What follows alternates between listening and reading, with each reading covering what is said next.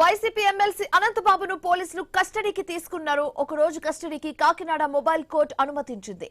Driver Subrahmanyam హత్య కేసులో సాక్షులను ప్రలోభపెట్టి చంపుతున్నానని బెదిరించినట్లుగా అనంతబాబుపై అభియోగాలున్నాయి. కోర్టులో తనకు అనుకూలంగా సాక్ష్యం చెప్పాలని బెదిరించినట్లుగా ఆరోపణలు కూడా ఉన్నాయి. అయితే ఇటీవల ఆయనను అరెస్టు చేసిన పోలీసులు ఫోన్ను స్వాధీనం చేసుకుని కాల్ డేటాను సేకరించారు.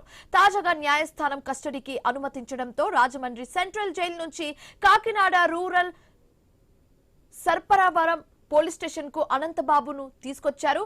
దర్యాప్తు అధికారి తూని రూరల్ సిఐ చిన్నకేశవరావు ప్రశ్నిస్తున్నారు.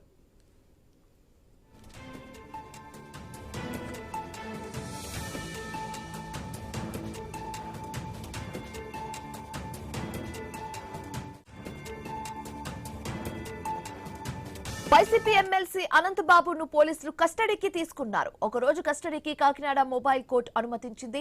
డ్రైవర్ సుబ్రహ్మణ్యం హత్య కేసులో సాక్ష్యాలను ప్రలోభపెట్టి చంపుతున్నారని బెదిరించినట్లుగా అనంతబాబుపై అభియోగాలున్నాయి. కోర్టులో తనకు అనుకూలంగా సాక్ష్యం చెప్పాలని బెదిరించినట్లుగా కూడా ఆరోపణలున్నాయి. ఇటీవల ఆయనను అరెస్టు చేసిన పోలీసులు ఫోన్ను స్వాధీనం చేసుకుని కాల్ డేటాను సేకరించారు. తాజాగా న్యాయస్థానం కస్టడీకి అనుమతించడంతో రాజమండ్రి సెంట్రల్ జైలు నుంచి Kakinada rural Sarpavaram police station కు అనంతబాబును తీసుకొచ్చారు.